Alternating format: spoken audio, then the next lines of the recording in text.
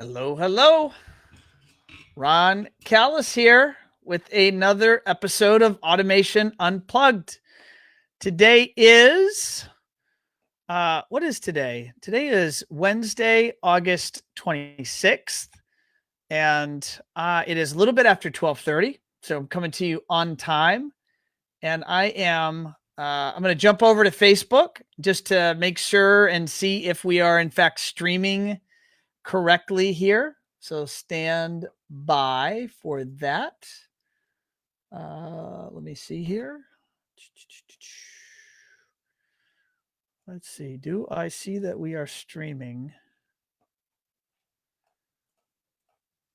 I actually do not see that we're streaming, but I think we are streaming. So you'll have to bear with me. I'm going to refresh the Facebook machine.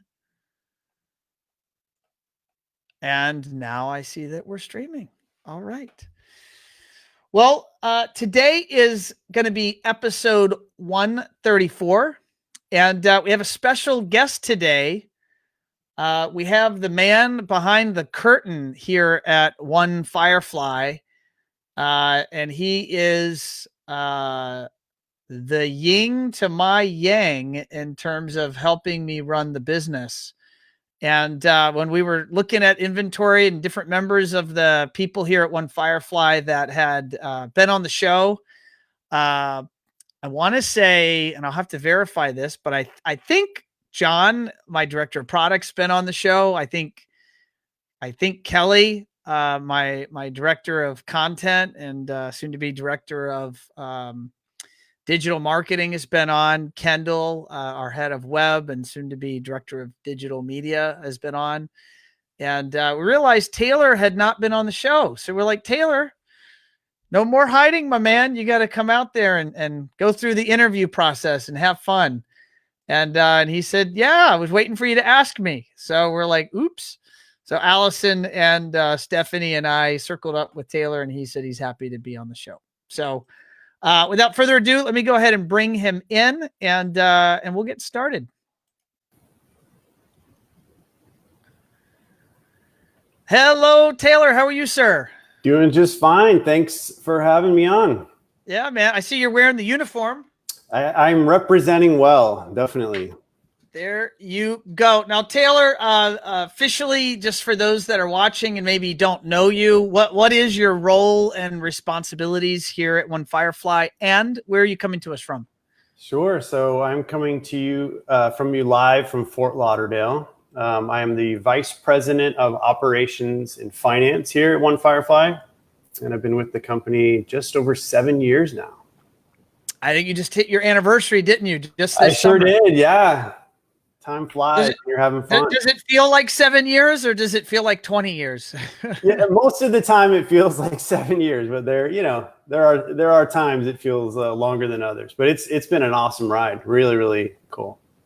Awesome, man. We're already getting some, actually, as you maybe expect, some members of Team One Firefly are already stopping in to say hello. So I'll give Allison a shout. She says excited to have Taylor on the show. Two of our fearless leaders leading the charge. Thank you, Allison. And Tomas is coming to us from Panama. He says, yes, you are on, Ron. Saludos from Panama. Good to see you. Thank you, Tomas. Appreciate that. We have Angel. Welcome, Taylor. Excited for the show. Saludos from Mexico. And then Stephanie. Stephanie helps us behind the scenes with, actually, she does a lot of our clients' social media. And we just hired a new member of her team this week. So now Stephanie is managing people, and she helps me with Automation Unplugged. So thank you, Stephanie. Taylor, what does it mean that you are Vice President of Operations and Finance? What exactly does that mean? That's a super fancy. Yeah, a lot of different things. So here at One Firefly, I'm responsible for accounting, finance, I oversee HR, production management, operations management. I also currently oversee our sales team as well as our own internal marketing for the company too. So wearing a lot of different hats at the moment. Yeah, it sounds like you have quite a few hats on there. Yeah, it keeps things interesting. It's fun. Yeah, I can imagine. Now, I always Oh, wait, I'm getting Ted. What is Ted saying? Ted said, I'm just here for the water polo tips and tricks. I guess we got to start there. I got my mini water polo ball here. So I'm happy to answer any questions on water polo as well. You are our resident water polo expert. I am, definitely. So let's start at the beginning. Tell us about, what'd you study? What did you do before you landed at One Firefly 7 years ago? Yeah, so I originally went to school. I had this in mind. I graduated high school. I really wanted to be involved in the music industry, actually. So I had it in mind that I was going to manage bands. So I went to school as an undergrad in Los Angeles. I don't think I remember any of this. Really? I'm like hearing all of this for the first time. Yeah. So yeah, I was all about the music business at the time. And so I had moved down to LA. Was going to school down there. At the same time, I was interning with a lot of different record labels, radio promotions groups, things like that. I worked for Madonna's label down there, Maverick Records at the time. And, I was promoting bands and going to concerts and things like that. And I really felt at the time that was going to be my sort of career progression. And as I was getting ready to graduate, from undergrad, I was really wanting to spend part of my life giving back. So volunteering, I'd always loved traveling internationally, experiencing other cultures. I also wanted to learn a new language as well. And that's where the Peace Corps came in. And so I made the decision in my senior year of college that I was going to go join the Peace Corps, spend a few years of my life living abroad, helping others, giving back. And, that ultimately led to me getting placed in a small country in West Africa called the Gambia. So from 2005 to 2007, I was living and working in the Gambia. I was helping. The is always part of the country. It is. Yeah. It's always called the Gambia. I know it's a little bit unique. You don't really see that with too many countries, but it was a really unique time in my life. So I was there to really help teach basic computer education. So how to type, how to just really introducing students, high school level students on the basics of computing. And it was really challenging. There's a cliche in the Peace Corps that it's the toughest job you'll ever love. And I found that couldn't be any more true. I mean, it was really, really difficult at times, but ultimately one of the most rewarding experiences I've ever had in my life. And it was really neat. And I still to this day have, keep in touch with a lot of my former students on Facebook and, Skype and all this. It's a really cool experience to see them be able to use those tools and get jobs in computing industries and IT in some cases. And, to use those skills. You did all of this in English? And yeah, mostly in English. Yeah. While I was there, I learned how to speak Wolof, which is one of the tribal languages of the region. I say learn. I learned enough to kind of get by and get around. I wasn't fluent per se. What I'm going to ask next? Yeah. Are you willing to say something in Wolof? 100%. Yes. All right. So speak to your students in the Gambia. All right. So that's just kind of like some basic greetings. How are you? Hope everything's fine. That sort of thing. So do you still practice Wolof? Here and there. I've had some interesting experiences with people that I've met who've, now in America and have immigrated from the region. And in one case, actually, it was with a professional basketball player, an NBA player who I had a chance to meet. And this, guy was like 7 feet tall. And I just kind of introduced myself and just started speaking. And, their reactions are pretty, they're pretty amazed when they see that, who's this guy speaking our language and able to get by. So it's led to a lot of cool experiences sort of post coming back from Africa. So that's amazing. And how long were you living in Africa? Just under 2 years. So yeah, living and working in West Africa.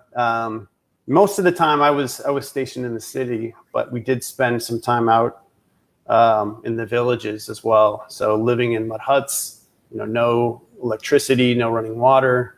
Definitely a lot of challenge, especially coming from LA and being so close to the entertainment industry and going to like Lakers games and, living with that in that whole sort of bubble.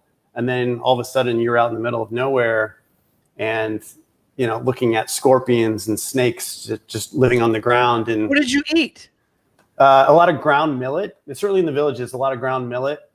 I wasn't exactly a fan. It's a type of grain that's kind of, I don't know how to best describe it, but it's kind of, I don't say crunchy. It's just kind of coarse, I guess is maybe the best way to describe it. Not a whole lot of flavor. I wasn't a huge fan. A lot of rice as well. Those are a lot of the staples of their diets, at least in the villages. We have a question here. Ted, he's a member of the team here at One Firefly. He says, what was the most impactful lesson you learned in the Gambit? Man, Ted, putting me on the spot. Boom. That's a tough question. The most impactful lesson. Man. There's one lesson. You don't like that grain you just referenced. Yeah, I don't like ground millet. Yeah. The most impactful lesson. Boy, I think I really gave me a new understanding for other cultures and how they think, how they operate. It was easy for us to be very naive as Americans. When we first came over there, we were very idealistic in the sense that we were going to go change the world and we were going to leave and we would have all of this, terrific impact. But the reality is that, different cultures, learn differently, they adopt different practices. And it's not that necessarily either one is right or wrong. They're just very different. And so it gave me a new understanding of how to, personally adapt my own strategies towards helping them to ultimately have it be more effective. Okay. So, yeah. When you got back, you did some startup stuff. I did. So before how did that transition happen? Yeah. So when I got back, I was still kind of torn between, continuing in the music industry. I actually had an offer from the William Morris agency. Now it's called William Morris Endeavor, one of the largest talent agencies in the world, to be kind of in the mail room, and you can eventually work your way up to be a music agent. I was just listening to a podcast, and it was someone in the movie industry that was thing. Apparently starting in the mail room is like really a thing, and you work your way up from the mail room. Absolutely a thing. Yep. And you put in, several years. And so it was, when I had received the offer, I was kind of torn because I knew it was going to be a lot of years spent not making a lot of money, putting in your dues, and then maybe you have a chance to graduate to be an assistant. And then from there, if you're lucky, you get to be an agent. So I was, part of me was still really interested in going that direction. Another part of me was still kind of interested in this whole international development, helping other countries develop. And so ultimately I decided to join a nonprofit. It was based in Los Angeles called Relief International. So Relief International does international development work all over the globe, places like Afghanistan, Iraq, all over Africa, the Middle East. And we were coordinating a lot of different programs from health to international to emergency disaster aid, things like that. And I was working, that's where I really got my start in operations. So I was helping with procurement and logistics. I had the opportunity to travel to Jordan in the Middle East and to help with some Palestinian refugee camps in the region, which was really cool, really rewarding. So I did that for a few years, working at a nonprofit, and it was super rewarding, but ultimately, living in one of the most expensive cities in the world, in LA, and working for a nonprofit was not easy. Lifestyle. It was a tough lifestyle. And, from there, I decided that I really wanted to have a better sense of how businesses operated. I found myself being more drawn to just the private sector and businesses in general. But I knew that I wanted to enhance my own skill sets and abilities. And so that led me down a path towards going back to school and getting my MBA. And so I had applied all over and ultimately found, I was also kind of wanting to get out of Southern California for various reasons, just the rising cost of living and just wanting a bit of a change. So I found myself in West Texas, Texas Tech. Was also at the time kind of interested in international business, and they had a strong international business program. So I found myself there, and I spent just under 2 years there. It's a good sports school. A good sports school. Yeah, it's really football and now basketball. They've been having a lot of success lately with that, and so that was really cool. It was another bit of a culture shock going from LA to West Texas, which is just very, very different, night and day. But a lot of cool school spirit and tailgating, and I still had the chance to continue to play water polo. As Ted mentioned, is that where you learned, or is that where water polo started for you, or did you start that in college and you always had that behind, you always had that and then you just picked it up again? And much earlier. Yeah. So I started probably, when I was 13 or 14 years old. Was always a competitive swimmer, competitive water polo player throughout high school. I did do that in college as an undergrad in Southern California. But that was also a neat opportunity for me to continue playing as a postgraduate and, competing and at a level. We went to nationals and finished 7th in the country on the club level, which was really cool, really rewarding. And it was a really interesting 2 years. I certainly learned a lot within my MBA program, concepts like accounting and finance. I really hadn't had a lot of experience in those fields. And so that really opened up a whole new world for me, kind of combining some of the operations experiences that I had at my previous position, but then just getting more, resources and more sort of tools to add to my toolkit as far as that goes. What did you want to do with your MBA? Like, what was your vision at that point? I think my vision was, one was to make money, certainly coming from the nonprofit world and, taking on everybody watching or listening can appreciate that. Yeah. Taking on student loans and things like that. I knew that had to be, somewhat of a priority, but I think beyond that, I wanted to work with a small business. I like the idea of getting to touch a lot of different departments or areas of a business and just getting more experiences as to how businesses work so that I could kind of apply all the different components of what I'd learned as a postgrad in MBA school and, ultimately help a business grow and wanting to, I'd say beyond that, wanting to be a part of an organization that I felt like was meaningful and was having an impact and a positive one at that in their customers' lives. And at some point you found One Firefly. So after I graduated in 2012 or so from my MBA, I had started working with a startup for a bit. We were trying to get that off the ground, had some great experiences there, but ultimately was wanting something a bit more full-time. I was also really intrigued about the idea of moving to Florida. I mean, having lived in California, I'd say accustomed to a warm weather environment, and I don't really do well in the cold. I grew up partially in Idaho, so cold winters and things like that really weren't my thing. So, living in South Florida was really appealing to me. I ended up finding, I think, One Firefly on a job post. I think it was Indeed. Now that I think about it, and the rest is history. What was the interview process? Hey, we're going back in the time machine here. I can't remember recently or maybe ever asking you this. And I certainly know some of our team is watching here. And so they'll probably get a kick out of this. What was the interview process like? This would have been 7.5 years ago. It was very intensive. So I remember we started off with a phone interview, and I think that lasted about 30 minutes or so. And then, that you had invited me down to do an in-person interview. And I want to say that interview probably lasted between 3 or 4 hours. It was very intensive. It was anyone on our team that's complained about a 1 or 2 hour interview, they haven't seen it. It was, Ron and I, this was back when we had our, physical office in Hollywood, Florida. Yeah. Ron and I remember Ron asking very specific questions about my past work performance, about why I did what I did, how I was measured, and, ultimately what I was looking for. And it was a really unique conversation. I felt like I didn't feel uncomfortable per se, but I definitely appreciated being challenged and appreciated that, you wanted to dive so in depth about my, past history to ultimately see if we'd be a good fit together. In our first few years, I'll say it, you joined One Firefly in 2013.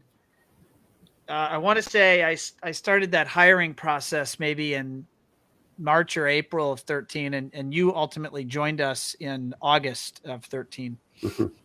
And the first few years were challenging.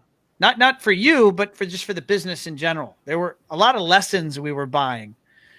Do There you were want to certainly kind some of share challenges for some of me as those well. lessons? Yeah. What was unique, I think, about that time is that the business was really segmented into several different business units. So we had our programming, business unit, we had an engineering, and then we had this marketing thing. And so all of these different business units were uniquely different in how they got sold, how they were serviced, how that work was performed, different operational challenges. And so that made it really difficult, not only just to manage, but also to scale. So Ron and I would have conversations about growing the business and where we wanted to focus on. And, being so kind of spread out across all of those different business units made it really, really challenging. But then, I think ultimately we made the decision to focus purely on marketing. And that's, been a huge game changer for One Firefly. How did, to your memory or knowledge, when and why did we make that decision? What's your recollection of how that decision was made? So there were two main things that came to mind at the time. So I had spent a lot of time sort of analyzing the business and looking at the different parts of the business that were working, that were great for us, and the components that were not working. And one of the ways that was working was this idea of having recurring revenue. So we had a small batch of customers who were paying us on a monthly basis for marketing services. I want to say maybe 10 or 15 at the time. It wasn't much. But what I do know is that enough to prove the concept. Enough to prove the concept. And it was, from a cash flow standpoint, from a sales standpoint, it was great to have that money coming in each month, and allowed us to be a little bit more aggressive and just provided a bit of a safety net. And I also found that it was easier from both a sales standpoint and an operational, scalability standpoint as well. So it was easier to scale those type of services than they were with let's say the engineering and design aspect, or the programming aspect of the business, which could be difficult to hire for, difficult to train up, et cetera. So one of the challenges that I have as a sometimes an idea person, kind of a big picture idea person, and being a passionate salesperson. I just love the art of selling and kind of solving customers' problems and bringing them solutions. Is that, you got to remember, I started this business back in 2007, right? So you were in Africa or somewhere when I was. Yeah. I had started the business. And one of the challenges of my personality type is that I can be strong or demanding or convincing to the point of a fault, to where the company that I was in charge of would go down paths because I thought they were good ideas, regardless of whether they were actually good ideas. And everyone around me, and at that time we were much smaller, would go down that path with me. Because again, I was the boss, I was the owner, I was convincing, and I was passionate about it, believing it was a good idea. The fact is, some of them were great ideas, some of them were good ideas, and some of them were just terrible ideas. And so talk about your skill set and balancing and I'm going to transition this ultimately into EOS traction. But just before that, we did all that stuff. Like, there was a concept that we needed balance in the business. And some of the people listening that might be business owners or managers, they might relate to this, is there's the idea that there's the person with ideas or the relationships or whatnot. And then there's the financial analysis, operational analysis. There's a balancing act. I think that in the best businesses in the world, they have that. What does that mean to you? And how do you think that your role and kind of who you are as a person has brought some of that, if not a lot of that, to One Firefly? For sure. I mean, I think just by my nature, I'm more of an analytical person. So whenever you'd propose an idea, for example, I think by nature, I would want to kind of look at how that would actually be accomplished, meaning methodically take the different steps, plot that out to ensure that what you would be proposing was actually going to be viable for us. And I think that idea of, you kind of coming up with these ideas and these visions and then balancing that out with a more strategic analysis that I would bring, I think that's ultimately led to having not only more balance in the organization, but that's ultimately helped us grow to be where we're at. But yeah, I will say that it was a little bit challenging at first because, there's a bit of a give and take, so to speak. When I first joined, you might have been selling me on something and, the initial inclination might just be to like, hey, I'm just going to do it because he's the CEO, he's the boss, and that's what he wants to do. But I think gradually I became more comfortable at challenging those ideas when they're being brought up so that, we ultimately want to support what's going to be best for the organization moving forward. And I think that, as time went on, we got better and better at that. My wife, Daniele, looks like she's watching. Hey, honey. Hey, babe. And she posted, I remember I was there for the first meeting. I think she's referencing when we interviewed you. So I didn't remember that Daniele was there. That's right. I think you had brought me in for another meeting to meet some of the members of the team, some of the leaders of the team at the time. And I remember Daniele was there as well. Yeah. That's very cool. And then I do want to put another shout out, Vanessa, awesome member of Team One Firefly. And she said, so excited to have you on the show, Taylor. So thank you. Vanessa's been by my side for 6 of those 7 years. So we couldn't have done it without her. If you're Batman, is she your Robin? 100%. Yeah, absolutely. Or is she Batman and you're Robin? I don't know. I think it can go either way, depending on the situation. Yeah. That's funny. And of course, our man Bobby Dodge over at ProSource. Oh, Bobby. Is the man. So we just recently, Taylor, and you could kind of tell the world what goes into this if anyone's ever been curious, but we were recently awarded in Inc. 5000 status. Officially, it's called for 2020, but it really means for 2019. Do you want to explain what that is and how they ultimately, what you have to do to go through that process? Sure. So Inc. 5000 is put on by Inc. magazine. And the list is a list of privately held companies in the US, and it measures their growth over 3 years. So in the case of the 2020 list, it's measuring from 2016 to 2019. So in order to actually get published on the list, you have to apply. You have to have, CPA verified documents, really ensuring that you're, putting accurate statements as around your actual revenue that you've earned for those years. And yeah, we were, lucky enough to, I guess it's not really luck, right? It's a hard work. Really, a lot of hard work went into that. Yeah. And we were very fortunate to be included on that list. Do you think we'll do it again next year? Not only do I think we're going to do it again next year, I think we're going to move up quite a bit, given all that's going on this year and COVID and all that. Yeah. That is cool. So I've mentioned this on the show before. I want to say some shows back, maybe Stephanie, if you're watching, you could post this reference in the comments. Some shows back we had on our EOS implementer, Caesar. And we, as a leadership team, we adopted the EOS system officially starting last summer, and then we implemented and were brought on into the system, and now we're doing it. And so for anyone that's watching or listening that has no idea what I'm talking about, can you kind of describe that in your own words, what that means, and then what your role in that is? Sure. Yeah, absolutely. So the EOS or traction methodology is really a system, I'd say organizational-wide system to just gain more efficiency and strength in what you're doing. And my role within that system is the integrator. And I'm sort of a yin to the Not yang. The integrator installing audio video systems and lighting systems, a different integrator.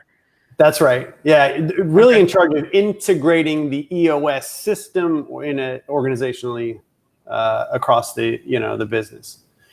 And in my role, I'm really the balancing act of, Ron's coming up with the ideas and the grand vision of how where we want to go, what we should be doing, et cetera. And I'm balancing that out against, again, kind of like I've been doing in the past, a more strategic, operationally focused manner. And so we've been doing that for, just under a year now, as you mentioned, and the results have been nothing short of fantastic thus far. What does it mean to have those results? Because I would challenge or posit, just to play devil's advocate for a moment, just because it's fun, that we grew at a decent rate. We're a small company, but we grew at a decent rate for, really 16 through 19, as demonstrated by the Inc. placement. And that it's fair to say that that's essentially pre the One Firefly deployment of EOS. Yeah. And now that we're in the deployment of EOS and you're calling it successful, what does that mean to you? What does that mean for your view or observation of the company or the company's performance? Sure. So, you and I had a meeting, I guess last summer prior to us engaging with Caesar, our EOS implementer, and going down that path. And, you and I really determined that what had gotten us to this point was not necessarily going to be good enough to continue on growing at that pace and to get us where we ultimately wanted to be.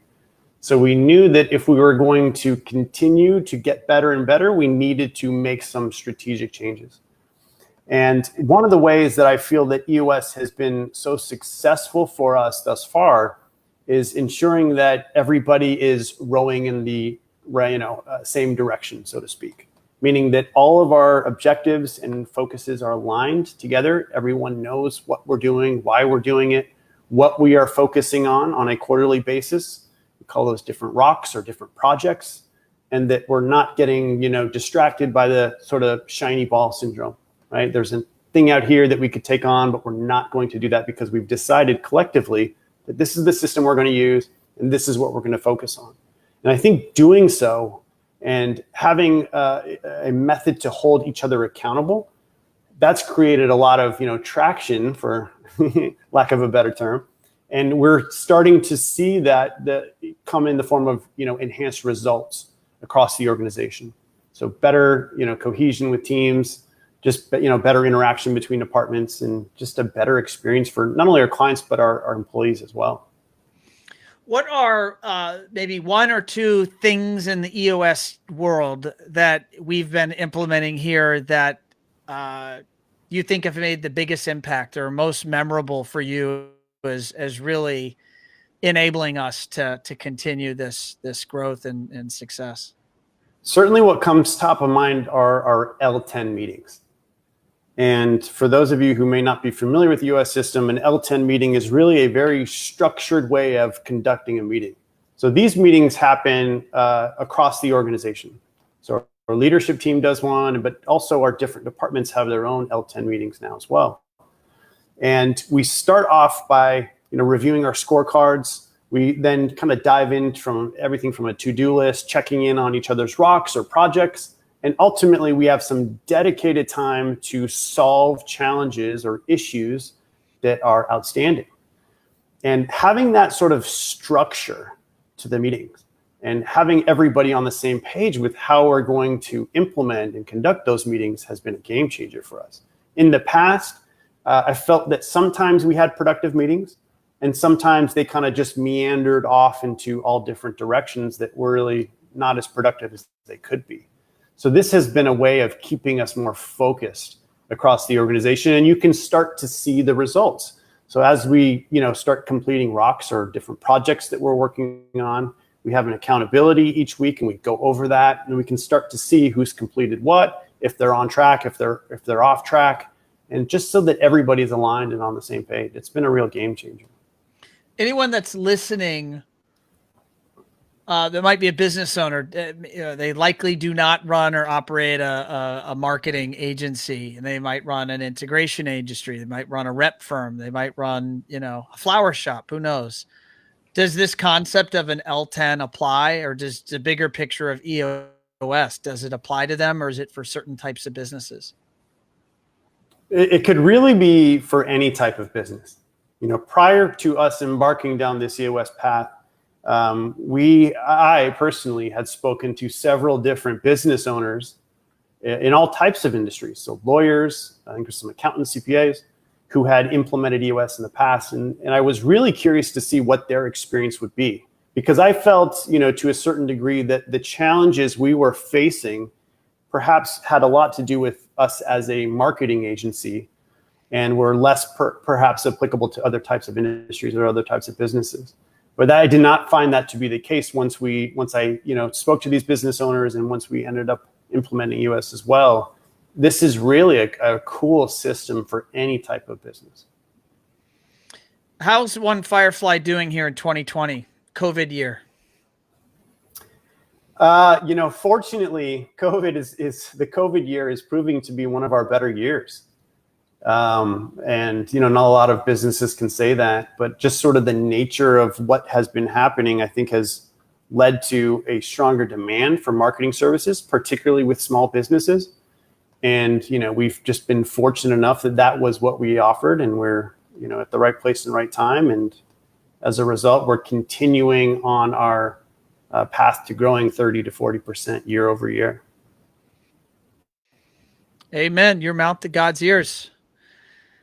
What is your opinion on the importance of company culture, and how could a company work to improve their company culture? Great question. From my perspective, company culture is everything. Our most important asset here at One Firefly is not our products, it's not our services, it is our people. And so I think it starts with defining the type of culture that you want to have at your organization. So as part of the EOS process last year, that led us down to a path of, really identifying what are our core values for us as an organization that we want to embody and that we want our people to embody. And that was going to then influence our hiring as well. So Ron, we touched on this earlier about, when I was interviewing and why we took so long, a 3 or 4 hour interview. That's very commonplace for us here at One Firefly to have a longer drawn out hiring process, because it is so important to get the right type of person for your company, your environment. Because ultimately that's going to enable you to grow. It's going to enable you to accomplish your goals. And so I think for me, it's really two things. I'd say it's defining the type of culture you want, defining those core values, and then it's hiring for those and ensuring everyone on your team is demonstrating those in a great way so that you're ultimately able to, again, accomplish your goals. We have, I of course have the inside track here to kind of what happens day to day, at least mostly what's happening day to day. And we have a pretty refined hiring process. We recently brought on a manager of people operations that now works under you for HR. And, we're very methodical about what we do in regards to bringing people on. How do we know, and I'm just going to, objectively, how do we know that we're doing it right or wrong? So what are the things from your standpoint of determining whether our hiring methods are working or not working? What are you looking at? And i.e., what would people listening, what would they be looking at? What should they observe to understand whether maybe the method by which they're hiring is effective? Sure. So there's a couple different areas that come top of mind. One is, we're pretty analytical here as it relates to employee performance. So we try to be less subjective about how an employee is ultimately performing.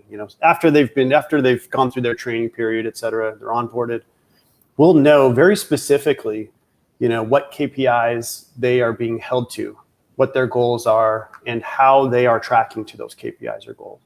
So in terms of just overall, productivity or performance, it's so important to have a standard in place for both you as a business owner or manager, but also the employee as well. We found that employees really appreciate if they know very specifically how they're measured, they have a goal in front of them, then they can work to accomplish that goal. So in terms of performance, I think that certainly comes to mind. Now, there's a few other metrics that we measure from a management standpoint. One is we do a net promoter score for our own employees as well. So we're asking them, how happy they are working here. What could we do better? We want to best support them so that if they're happy and they're going to start performing well and giving our customers the best possible experience. So we're constantly now sending out surveys, for example, asking them how they feel, getting their feedback. What could we improve to make things better for them? And then internally, we're also looking at, our employee attrition. If employees are leaving, why are they leaving? What could we be doing better? Is it a hiring decision? Is it something that we could, kind of tweak to make things better from a performance standpoint, or just better support employees? So it's really going down that path and getting analytical with the type of, issue or problem that you're trying to solve. So and I appreciate that. Speaking of people and really the concept of designing a business for the future, when we are, and something you practice, and so I want you to describe for the audience so they better understand kind of some of our processes. When we're designing to offer a new service, or we're designing to change something maybe in our accountability chart or organizational structure to execute a service, we're modeling things out. We're modeling things out, and we're in fact adding layers or texture to those models. One could call sensitivity analysis. Can you describe the concept of modeling and why does a business do it? Why should a business do it? And then what does sensitivity analysis mean? Absolutely. Yeah. So really across the organization, we've gotten pretty good at doing this sort of modeling exercise. So we'll have spreadsheets, for example, that list every type of service that we offer and how long it takes to do that service. So we have project management software that our employees log into, and they're logging their time, let's say if they're drafting a blog or doing a social media post. So that provides us really with a wealth of data to know specifically how long it should take to do something. And so we're using that data to not only help influence our pricing, but also to influence our staffing levels as well. So if we're doing, 10 of this service and 15, of this service quantity a month, whatever it may be, that makes its way to a spreadsheet that's looking at all of our staff's available time. We're taking into account, paid time off and vacation days and holidays, right? All of that influences how much time we have available to perform those services. And we're looking at the new rate of sales as well. If we're forecasting more accounts coming on board, well, boy, that's going to increase or influence all sorts of different things on the operations end. So that also influences hiring and when we make our hiring decisions, right? So we're trying to be as methodical as possible. And as Ron mentioned, we do a sensitivity analysis to say well, what happens if sales doesn't hit? Or what happens if we see an increased rate of attrition or cancellations from various accounts? What does that mean for us in our ability to perform these services operationally? And we're trying to operate, I don't want to say as lean as possible. I don't think that's the right term, but doing so in a way that's supporting the profitability goals of the organization as well. So we don't want to be too lean where staff are stressed out and we're unsure if we can accomplish everything in a given month. And we also don't want to be having too much resources on staff. We're overpaying and we don't have enough work to give everybody. And thus we're losing it on the bottom end. So it's a strategic, I'd say, analytical way of planning for the future so that we can, again, ultimately support our growth goals and ultimately be at the profitability level that we want to be at. I'm going to go into pricing, and we actually just announced a pricing increase at One Firefly on a handful of services. So it wasn't across the board. In fact, it did not affect the majority of our customers and the majority of our service offering, but it did affect some. And so I want to go down that path and it is what it is. We're transparent. As soon as we decided to do it, we announced it, and I want to go through here why. Sure. And then Allison, I see, asked a question as well. And I want to get to her. She's got a fun question. I'm excited to see what you say to that. But I want to go through the pricing thing first. We have an advisory board here at One Firefly, and some really wonderful, talented, smart people that have been dedicated to offering us counsel. Started that back in 2014. So the last 6 years, they've been with us through some ups and downs along the way. And we recently gained some counsel. It was as recent as June that we had a problem. And do you want to describe what that was and then kind of what we went through to try to solve that problem? Sure. So we were seeing that across a few different services that we offer, that they weren't quite as profitable as many of the other services that we were offering. And so what this was doing was creating an imbalance of sorts. And so, Ron and some of our board members advised that we engage some outside expertise to help us. Think of it as almost like a coach. Like every great athlete, no matter how they're operating, has a coach. And I think that was something that was really, really valuable. So we've gone down that path and we've really broke out all of these different services. And we analyzed why we were getting the results we were. And so we were kind of working backwards, and then we were seeing what could we then change, whether it was pricing or operational changes, to start to influence to get the results that we ultimately wanted. And in some cases, we had staff members, for example, on our team who were working across many different services. So it wasn't as easy as just applying their expense or their time to one particular project or line item.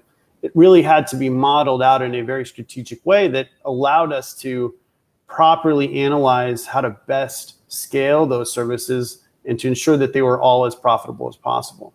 So going down that exercise and going down that path has proven to be really invaluable. And in some cases, as Ron mentioned, that led to us increasing some of those pricing as well. It's also a fact too, I'll say that, over time, over the past few years or so, many of our products have undergone various changes where, we're perhaps doing things a little bit differently than we were in the past. So dedicating more time, for example, to writing our blogs, ensuring we have more quality control in place. And at the time, a few years ago when we had baked those prices, that was not factored in, not built in. So as products and services continue to change, sometimes pricing needs to change as well. And you see that across a multitude of businesses, Netflix, right, or Amazon Prime, as they continue to add and put more value into the services and products. Well, there's expenses associated with that, but ultimately, price needs to be adjusted. Why did we've gone through this exercise around better understanding our margins? We realized that there were a few products that frankly were pretty undesirable in terms of margins, but we love the product and service and they're in high demand. And so it led to this quandary of, well, what do you do? Do you stop selling the service, or do you fix the pricing, or just because you can collect more revenue, or you can change your cost structures. But at the end of the day, you need a thing to be profitable, or why do it? Right. And we made a decision that when we went through that analysis, we decided to go ahead and announce pricing changes on, again, I think it's 4 services, but we launched them immediately. Why did we do that versus wait till next year?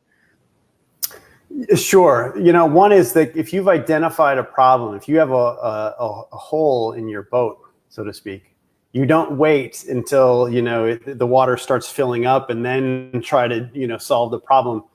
As difficult as it was and is to try to implement that. I mean, nobody likes to hear about a price increase. We thought it was to our advantage to try and fix the problem as soon as possible, so that we're better prepared sooner than later to continue offering a better product, better service to those customers that, can afford that do want to continue on and receiving those services. Got it. We have a question here. You know what? I got to acknowledge my sister. My sister just commented. She says, "Hi, Ronnie. Great show. Proud of you." Thank you, Amy. Love your beautiful little baby there. And thank you for watching. And Allison, Allison's here at Team One Firefly. She says, what excites you most about the direction One Firefly is heading? Great question. I think what comes top of mind for me as we continue to grow, we start to be in a position to bring on more staff who can better specialize in a particular field.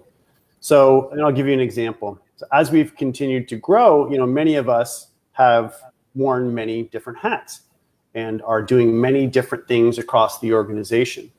But gradually, the need to get better at, let's say HR, for example, we decided to bring Tina on, last year. I was previously doing that, but it wasn't sustainable for us to continue growing at our pace that we were and to have me continue to do that.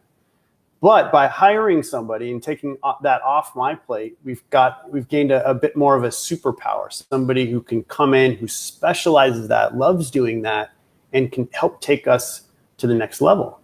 And so we're starting to see that across different departments, different roles within the organization. And the plan is to keep continuing that path of bringing on more specialists for different roles across the organization into 2021, which is really exciting for both, I'd say, clients and internal employees alike. If I was to go a little deeper on that, this concept that, and a lot of our customers are small business owners, and so the person in a leadership position, or maybe even the owner, might have many, many duties within the business.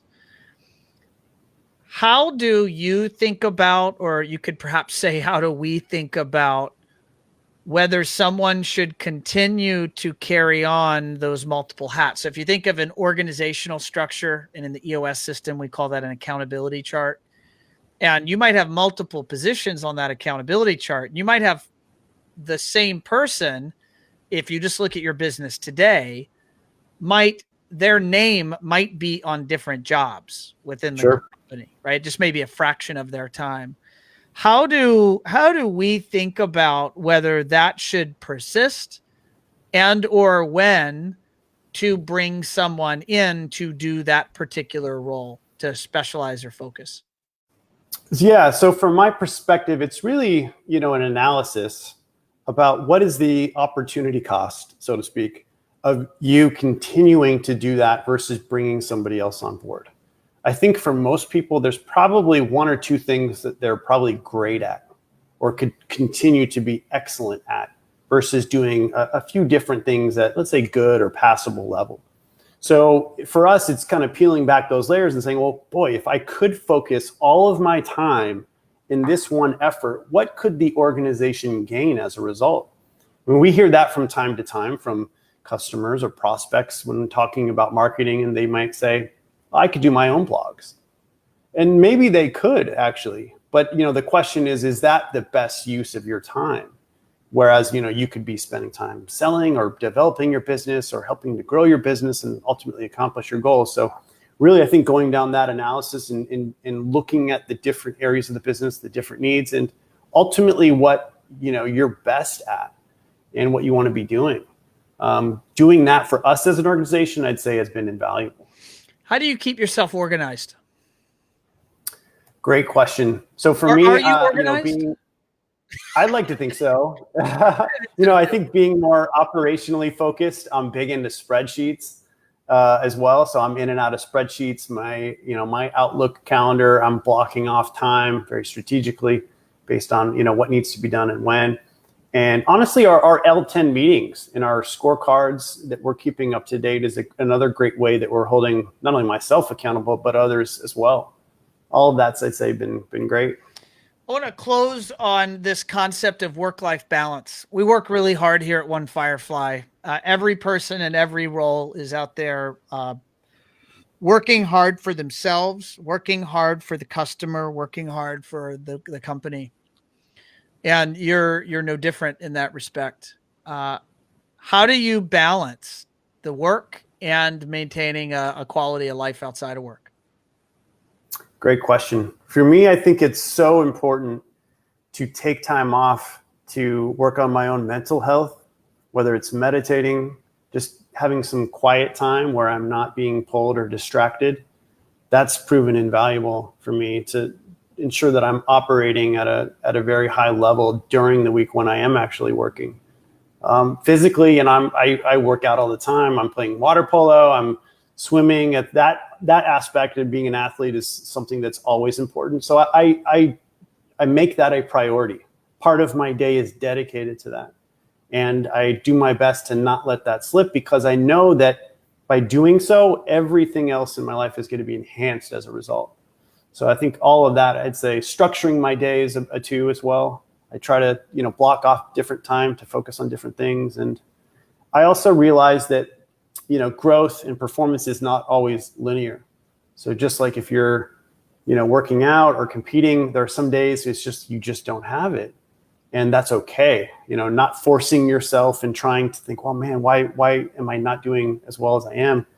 And then there are other days it just flows naturally, and you can kind of ride these waves of, efficiency and progress. And so I think just kind of keeping that balance and not being too hard on yourself, that's worked for me. When you have a particularly hard problem on your plate, what's your process to tackle that? For me, it's peeling the layers back and kind of breaking it down into, I guess, kind of sub problems or different tasks, trying to get to the root of the cause. And I think when you do that and you can then kind of come up with a plan to tackle that, it seems far less intimidating. And I think it provides you with a sense of resiliency, so that when this happens in the future, that you're not, again, as intimidated when this comes up, and you have a more methodical nature to kind of tackle these problems in the future. Might there be a day, if you had your way or your wish, is there a day where One Firefly is maybe helping our industry in ways beyond marketing? 100%. Yeah, definitely. I mean, I think at the heart of what we do with marketing is that we're helping business owners solve problems. And right now it's marketing, but that could easily be other aspects of managing a business moving forward. And I could see that being around hiring, around, accounting, finance, helping to strategically grow their business as well. All of that are really interesting. Again, just going back to the idea of helping people and helping them solve problems, I think that's something we're doing really well now with marketing. I'd like to see that continue in other aspects of business as well. Awesome. Taylor, thank you for joining me for show 134. And I know our audience, just based on all the chats here, have enjoyed it as well. Anyone that wants to get in touch with you directly, what would you recommend? Are you on the socials? Do you mix work and or personal on the socials, or would it just be to call you? What would you recommend? You can call me, email me, hit me up on social. Happy to help whenever needed. So thanks for having me on. I really enjoyed this conversation. Awesome. Well, thank you for everything that you do. And I know all of Team One Firefly thanks you as well. My pleasure. All right, gang. So there you have it. That was show 134. That was should have had Taylor on earlier, and maybe need to have him on more often. Certainly a wealth of knowledge and sharing there to be had. Definitely stay tuned. Check in with us next week. We've got another great show. I think we've actually got guests booked out now for the next couple of months, and definitely want to see you next week. And I do see one more comment here, and I'm going to give it to my wife because I'll get in trouble if I don't. She says, "Thank you, Taylor. Great show." And I agree, Danielle. It was a great show. So on that note, if you do not already do so, make sure to follow us for the audio version of these shows. You need to search for Automation Unplugged in your favorite podcast platform, and you will see the show. And on that note, I will see everyone next week. Thanks so much.